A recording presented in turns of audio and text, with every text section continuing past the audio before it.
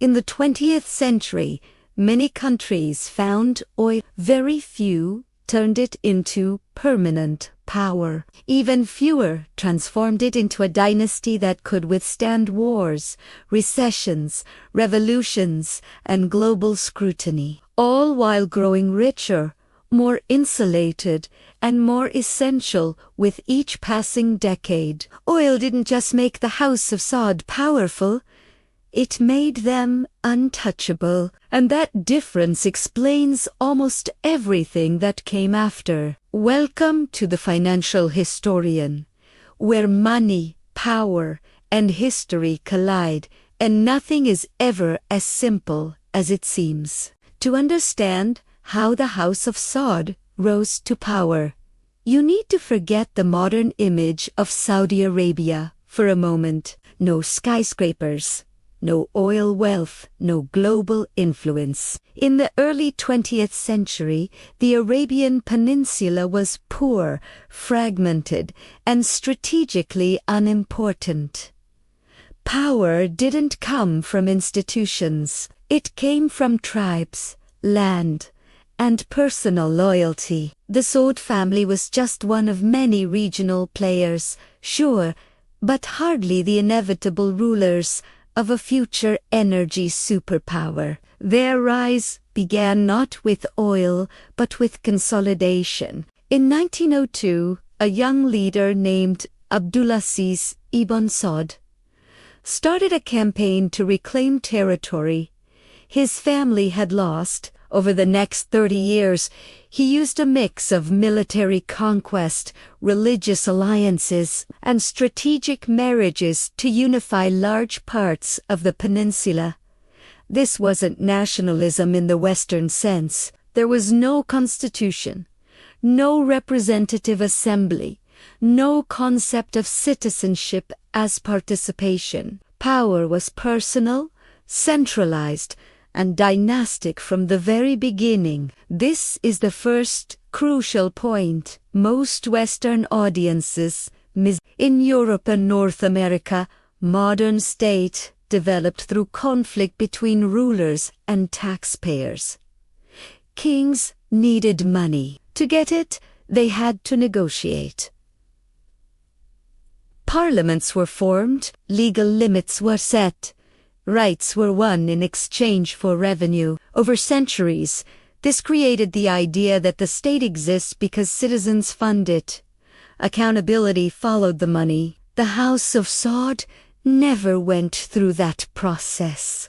When oil was discovered in the 1930s, it didn't just change the Saudi economy. It completely short-circuited its political development. Revenue no longer depended on citizens. It flowed from the ground, extracted by foreign companies, and paid directly to the ruling family. The state didn't need to tax its population to survive. And when a government doesn't need your money, it doesn't need your consent. This is the second and most decisive difference. In Western systems, taxation creates friction. Citizens complain. They demand services.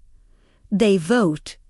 Governments fall. In Saudi Arabia, oil revenue removed that pressure. The ruling family became the distributor of wealth, not its collector. Instead of negotiating with society, it subsidized it. Jobs, housing, fuel, healthcare fees weren't rights earned through participation. They were benefits granted for loyalty. Economists call this a rentier system. But you don't need the jargon to get the logic. Imagine a household that doesn't earn money from work, but from owning a toll booth on the only road everyone must use. That household doesn't need to please anyone inside the house. Everyone else needs them. Oil turned the House of Saud into that household on a national scale. By the mid-20th century, the family had something most rulers in history only dream of: revenue without representation. This allowed them to build a state that looked modern on the surface, with ministries, budgets, and infrastructure, but operated on fundamentally different incentives. Stability didn't depend on legitimacy. It depended on distribution. As long as the oil money flowed, loyalty could be maintained. And the oil didn't just flow. It surged. After World War II, global industrial growth exploded. Cars, planes, factories, electricity, all of it ran on petroleum. Saudi Arabia sat on some of the largest, cheapest to extract reserves on earth. That made the kingdom indispensable, not powerful in a traditional military sense, but structurally unavoidable. You could ignore Saudi politics. You couldn't ignore Saudi supply. This is where the story becomes global. Unlike Western democracies, which are constrained by voters and budgets, the House of Saud operated with long-term horizons. Decisions weren't filtered through elections every 4 years. They were filtered through dynastic survival. The goal wasn't popularity. It was permanence. That shaped everything. Oil revenues were recycled into alliances, arms purchases, and financial assets abroad. The family didn't just accumulate wealth. It converted it into insulation. Strategic relationships with major powers ensured external protection. Massive reserves ensured internal stability. And because the ruling structure controlled both the money and the security apparatus, there was no meaningful internal challenger. Compare that to Western political elites. Presidents and prime ministers rotate. Parties rise and fall.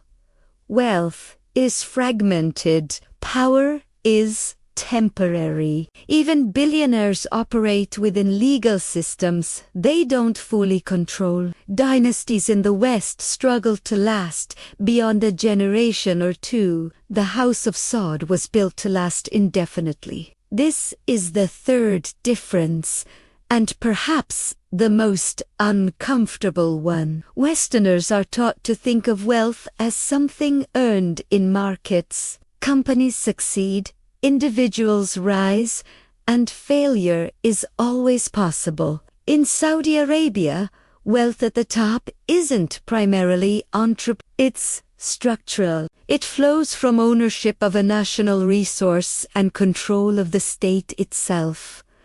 The family doesn't compete, it allocates. That doesn't make the system irrational, it makes it resilient. When oil prices rise, revenue surges. When prices fall, reserves cushion the shock. When social pressure builds, spending increases. When global politics shift, alliances adjust. The dynasty survives not because it guesses the future correctly, but because it doesn't rely on a single source of legitimacy. Here's the irony. Many Western observers assume systems like this are fragile, that they'll collapse under pressure. But history suggests the opposite. Systems that don't need public buy-in are often more durable in a crisis, not less. They can act quickly.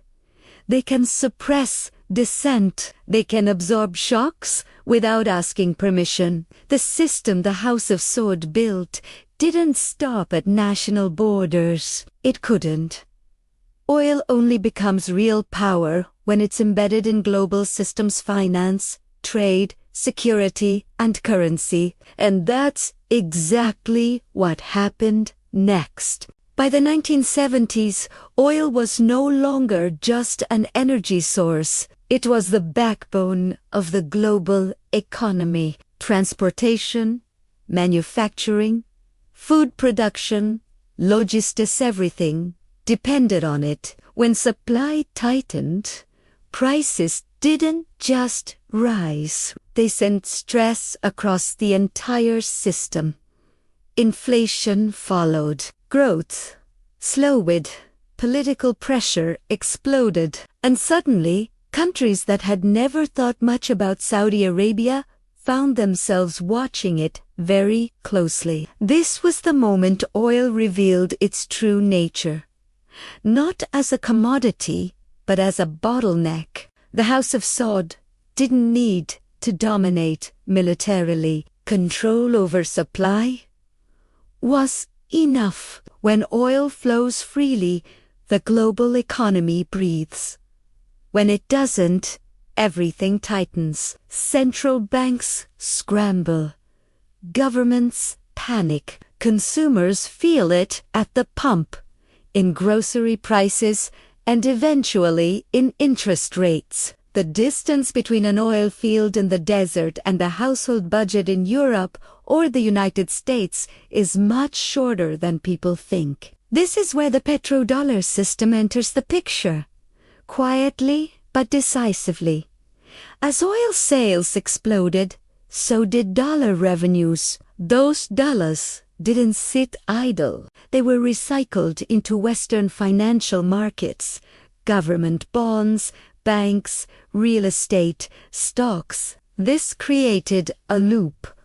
Oil exporting states accumulated dollars. Those dollars flowed back into the financial systems of oil importing countries. Debt was financed, markets were stabilized, and the dollar's global role was reinforced. The House of Saud became a pillar of the global monetary order. This matters because it explains why Saudi Arabia was never treated like a normal country. It wasn't just a supplier, it was a stabilizer. Its cooperation helped keep energy markets predictable and financial markets liquid. That gave the dynasty leverage far beyond its population size or formal institutions. Influence came not from ideology, but from integration. And integration creates mutual dependence. Western governments needed energy security. Financial systems needed capital recycling. Saudi Arabia needed protection and market access. The result wasn't domination by one side, but entanglement. Criticism became selective. Pressure became calibrated. The relationship was managed, not resolved. Here's where the contrast with Western political systems becomes sharp again. In democracies, economic pain quickly translates into political consequences. Inflation erodes trust. Energy price spikes fuel voter anger. Leaders are blamed even when the causes are global. Policy becomes reactive, favoring short-term fixes over long-term planning because elections impose deadlines. The House of Saud operates under no such constraints. When prices rise, it benefits fiscally. When prices fall, it adjusts output. When social pressure increases, it spends more. When global politics shift, its timeline is generational, not electoral. That difference alone explains why the dynasty has survived shocks that would destroy most Western governments. This isn't about competence versus incompetence. It's about incentives. Western leaders are forced to manage optics. The Saudi system manages flows. Western states explain themselves to citizens. The Saudi state distributes resources to maintain equilibrium. One system trades accountability for instability, the other trades accountability for durability. Neither is morally pure, but one is structurally harder to dislodge. This brings us to the present and why this story still matters. Energy shocks haven't disappeared, they've just changed shape. Supply chains remain fragile. Inflation has returned in ways many economists declared impossible a decade ago. And once again, oil and energy sit at the center of the storm. When prices move, everything else follows: wages, interest rates, housing costs, political sentiment. You don't need to support the House of Saud to be affected by it. You're already in the system. What often goes unspoken is how insulated the dynasty is from the consequences others face. Rising prices that strain households can strengthen state revenues. Currency instability that punishes savers barely registers against vast reserves. Global volatility that destabilizes elected governments often leaves dynastic systems intact. That's not because they're immune to reality, it's because they're positioned upstream from it. This is the core lesson of the House of Saud and of the billionaire order more broadly. Modern power isn't just about wealth, it's about placement within the system. Control the choke points, control the flows, control the timelines. Everything else becomes manageable. The dynasty understood something many Western societies still struggle with. Legitimacy is optional if dependency is high enough. Oil created that dependency. Not juste, but continuously. Every day, the global economy wakes up needing energy. The system reaffirms itself, and every attempt to move away from oil takes decades, not years. That gives those who control it time, the most underrated asset in power. The uncomfortable truth is this: the House of Saud didn't just exploit the system, it mastered Italiano. And that mastery reveals something broader about the world we live in. The elites who endure aren't always the most innovative or the most visible. They're the ones who position themselves where everyone else has no choice but to pass through. History doesn't repeat, but if you don't understand it, it'll crush you all the same. The House of Saud shows us that modern dynasties aren't built on popularity or progress. They're built on leverage. And leverage, once established, is very hard to vote away. If this gave you a new perspective, hit subscribe. History has the answers, and I'll show you where to find them.